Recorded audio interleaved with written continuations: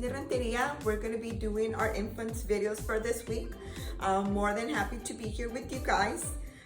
We're going to be going over our greeting song first, and then we move along to our book. And as we're going, we'll do the activity page, and then our both parent handout and the child and the family well-being. Thank you for having me here, and thank you for looking at our videos. I know this is a new phase, but we're going to be doing great. Also, I hope everybody is staying safe and healthy, and your babies are growing, and you're able to capture every moment of that. We'll go ahead and start with our greeting song, which is Miss Cindy's here today. Miss Cindy's here today. Clap, clap, clap. Miss Cindy's here today. Remember, moms and dads, since we have our little ones here, if your little one is still a baby, still younger aside, you can always sing to them. It's supporting, and it's nice to sing to your baby. And if your baby's a little bit older, you can start, singing to them, and you will see as gradually that they will start clapping with you, or even just making sounds, goo sounds, which is good. Singing helps with language and everything, and it makes the little one feel more soothing. Also, we will have the book for this week is going to be Peekaboo. And we want to say this is the front cover of the book, this is the spine of the book, and this is the back of the book.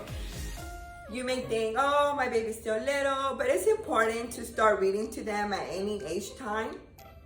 And then also just describing the book for a little one. As you know it, your little one will be telling you before you get to say front cover. I see you thinking. We have some beautiful babies here. I see you laughing. Oh, and I see you crying. Peekaboo, I love you. Pouting and yawning. Oh, this little one is tired today, and this was not having a good morning. Yelling or just being you. Peekaboo. Peekaboo is a good thing to play with your little ones, especially with our infants. They love peekaboo. I remember when my daughter was little, she loved to play peekaboo. And then all of a sudden you will see her starting to do this, telling me that she wanted to play peekaboo. And it's important, it's just nice to start doing those routines with your little ones when it's reading time, singing time. And then they'll start initiating it, and they will start wanting to do those activities with you. You will see them that they will bring you a book or point to the book, or make sounds as when they see somebody else grab a book, or when you grab a book they get super excited. That's their way of saying that they love this activity coming up. The activity that we have for you, mom and dad, this week is going to be on top and on bottom. That's what we're focusing right now. They will be listening to language and learning while they're playing on what it is meaning to say on top and what is meaning to say on the bottom. What you guys would need for this activity is going to be like a cover or a mat that you may have at home already, some favorite toys, if you have a basket or a little box, and about 3 books if you may have them. If not, you can always use anything that you have at home, but with the toys and stuff, and I know you guys may have some favorite toys in the house. What you can do is put your blanket or your mat on the floor and sit down with your child and eye level.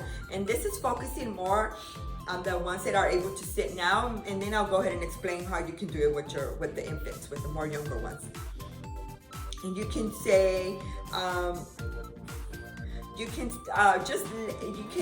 be there with your child on the floor, and with that box or any basket, you can always put the ball or the toy inside, and you can inside the basket. You know how you can flip it over.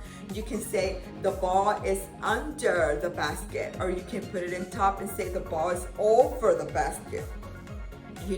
Or you can put a toy and just go and say it's on top of the table or it's under the table. Just by them listening to you say under, over, under, and over, believe me, moms and dads, they will understand the concept of what is it that we're trying to get them to know.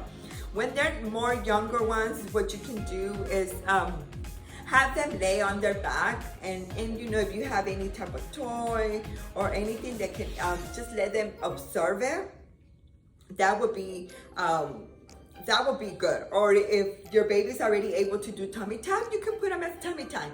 You know, and that would, you know, it's working as being up and facing down. We're not teaching them exactly what it is to under or over, but this is a way that we can incorporate this activity with them. And with the older ones, of course, we can incorporate where it says it's over and it's under. Start using more of these kind of words around your little ones, and you'll see that they'll catch on.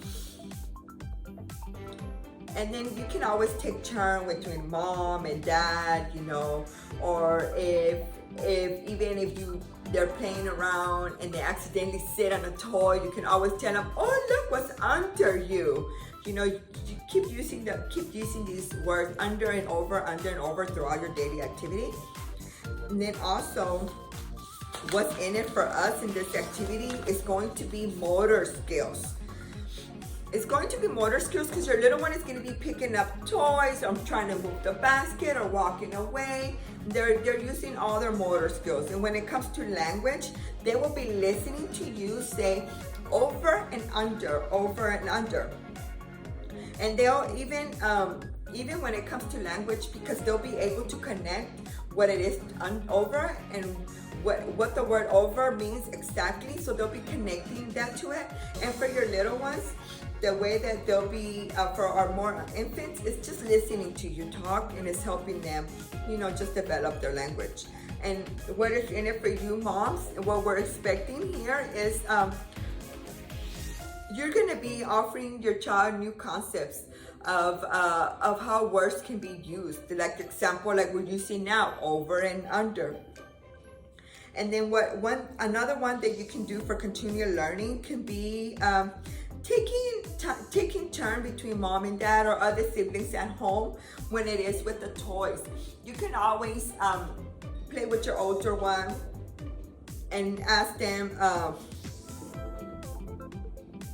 you can always have your other little ones play with you guys too, and have them say, where is the toy? Is the toy over and under? And your infants will be observing their siblings do the activity, and that always helps them too. They don't have to physically do it themselves, but as long as they're there and listening to different words will help.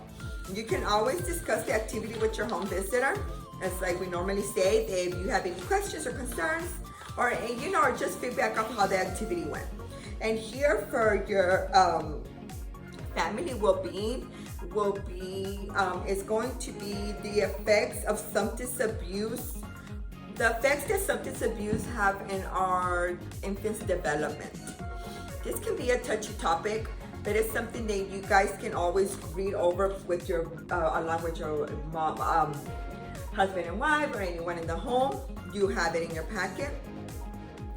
Substance abuse is when a person keeps using a drug or alcohol, even noticing that they have a problem using it, or that using those drugs is making them make wrong actions, take wrong actions, do things that are not appropriate, or they harm their loved ones.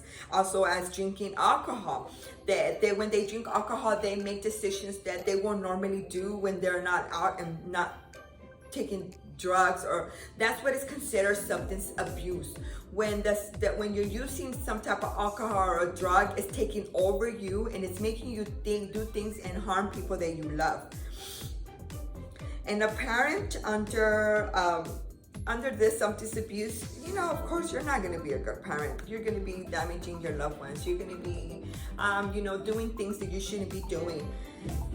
And also with your child, a child living in circumstances like that is very tough. There's no love, and you know, and the dad or mom may be screaming at the child often, or being mad at all times. You know, so it's important that, you know, we as adults, as parents, take the initiative to be able to take care of ourselves before we can take care of our loved ones. And here it gives you, and this handout is going to give you suggestions and resources of what is it that you can do and what is it that you can look for when someone is in a substance abuse. Also, here it explains to you what could it be, like alcohol, nicotine, inhalers, medicines that have been prescribed by the doctor, you know, stuff like that. But here you'll be able to see, it gives you more of a breakdown what it is in substance abuse and what damage can it cause into your family. And especially when your child is trying to develop, it's very, very hard under those circumstances for anybody. And this one will be mental health for us as parents. When you feel alone, having a baby, bringing a baby to home, there's also, you know, there's joy, there's happiness, there's going to be a baby in the home, but also it can be, you know, it can bring on different kind of changes in someone's life. It can cause some type of stress, and you know, and that's nothing wrong with that, for you to feel that way when you have a new baby at home, you know, because sometimes we can overthink things, and you know, and that can make us feel sad or depressed, you know. And it's always important for you to be able to socialize with other adults in time of stress. Ask for help. If somebody tells you, oh, I will help you if you want to go to the grocery store for a quick run, just take the help. You know, sometimes we may feel like, oh, I don't want to bother them, or oh, I don't want to bother nobody. I'll handle it. Do not be afraid to ask for help. Believe me, many people will be more than happy to help you. And then also, you can always keep communication, or if somebody calls you or texts you, you know, just have that open door for people to reach out for you. And like I said, if somebody offers you help, just go ahead and take the help. And here in this flyer, handout, it will give you more of an explanation. It will give you some questions, and the questions they have here to reflect on yourself will be, who's part of your circle of help? You know, it could be that neighbor, or sometimes it's not even our family, our immediate family. It can be a neighbor or a friend. What activities did you like to do before having your baby? What was your social activity? What kind of activities can you do with your friends now that you have a baby at home? You know, just think about those questions and reflect them. And when your home visitor gives you a call, you can always discuss it, or you can just, like I always say, give us feedback on what is it that you think for this activity. Sometimes you guys can interpret them in a different way than we can, and it helps us both learn together. And like, thank you so much for having me and for watching this video. And if you have any suggestions or anything, you are more than happy to contact me or your home visitor. My name, once again, is Miss Ranteria, and I'm always happy to be here with you guys. Also, please stay safe. Take care of yourselves.